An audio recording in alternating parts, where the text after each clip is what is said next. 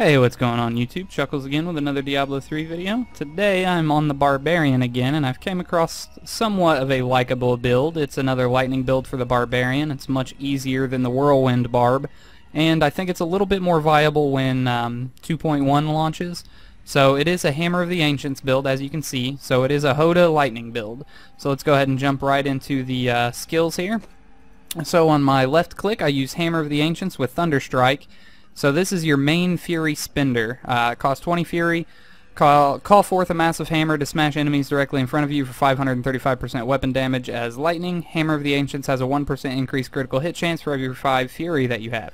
So it works very well when you're at full Fury, and it kind of drops off and has diminishing returns the more you use it. Excuse me. So when you kill an enemy with Hammer of the Ancients, other enemies within 10 yards are stunned for 2 seconds. Excuse me again. I don't know what's caught in my throat, but anyway, this build's going to kind of revolve off of stunning enemies and lightning, so this fit very well. So next, for my right click, I use Furious Charge with Dreadnought. So it generates 15 Fury, but does have a 10-second cooldown. You rush forward, knocking back and dealing 360% weapon damage to enemies along your path.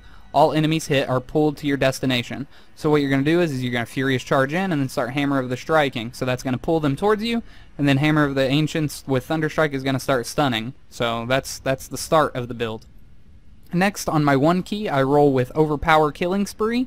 So it's got a 12-second cooldown, but it deals 380% weapon damage as lightning to all enemies within a certain yardage, 9 yards, and then your critical hit chance is increased by 8% for 5 seconds.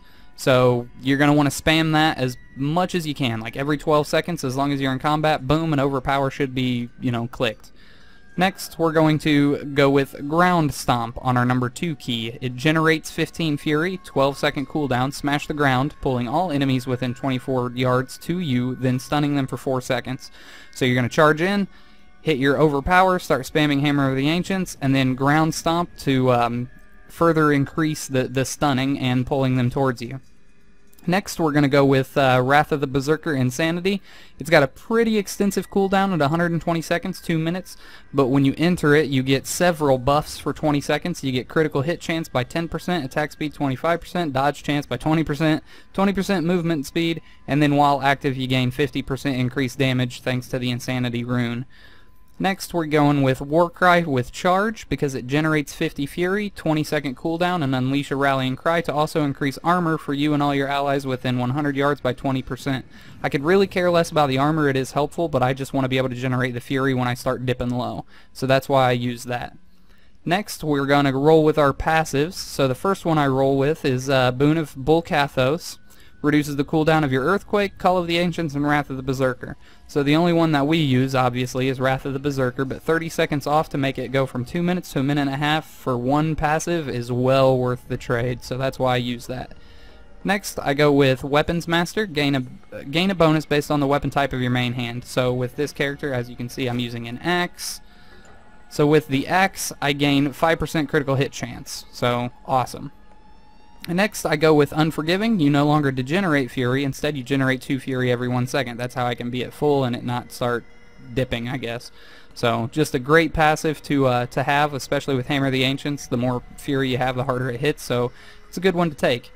Next, I go with Animosity. Increase all Fury generation by 10%. Increases maximum Fury by 20. And then it just lets you know what Fury is. But I mainly use this not for the Fury regeneration by the 10%, the Fury generation, you know what it is. When you do something that gives you Fury, I use it for the maximum Fury by an additional 20, mainly. So, those are the skills. Let's jump right into the Paragons. So in my core, I go with 14% movement speed just to hit cap. That puts me at 25% with my other gear. And then once I hit cap, it goes pure strength. Offensive, I go with cooldown reduction to lower my Wrath of the Berserker, Killing Spree, my Warcry, and my Furious Charge. It lowers the cooldown of all of those things. And then next we go with critical hit damage because my critical hit chance is okay. I don't need any more. If my critical hit chance was below, let's see what it's at right now.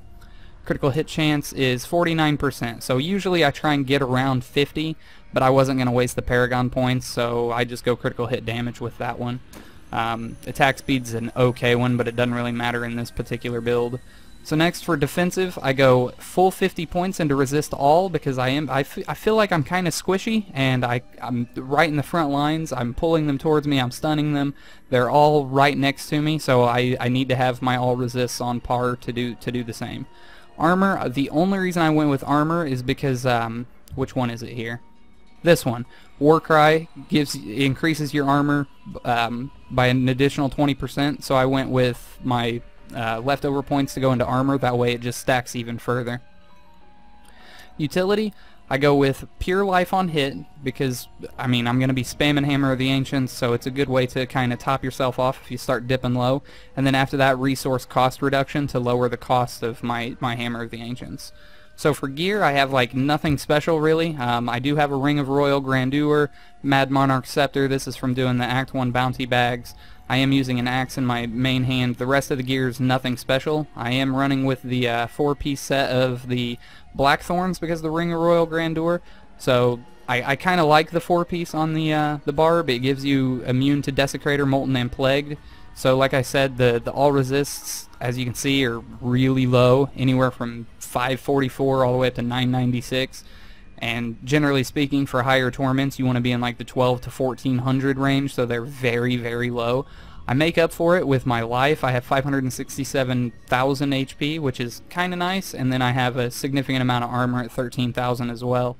So, lightning damage increase, I have 28%, and then whirlwind damage, that doesn't matter. It's just because I used to be a whirlwind barb. So lightning damage increase by 28%, that's the elemental you want to stack for this particular build, and then obviously you want to throw a diamond in your helmet to give you the reduced cooldown reduction. So that's the build. I'll give you guys a little bit of gameplay. Again, it's in Torment 1, and I realize Torment 1 is a joke and it's extremely easy. I can obviously handle more than Torment 1 on a lot of my tunes, but it just makes it to where the video flows fluidly and you can see the build in action. So I'll leave you with a little bit of gameplay sped up like normal when I do a Diablo 3 build. I hope you enjoyed the video. If you did, please be sure to like, comment, subscribe. It really does help the channel grow, and I'll see you guys in the next one. Have a good one.